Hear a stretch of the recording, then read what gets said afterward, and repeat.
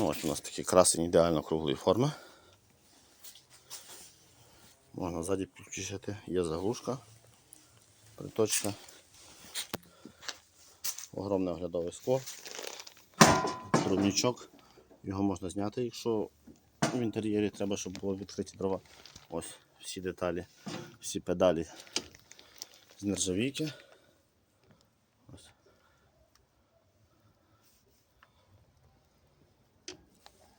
Механізми дотяжки двері, це все.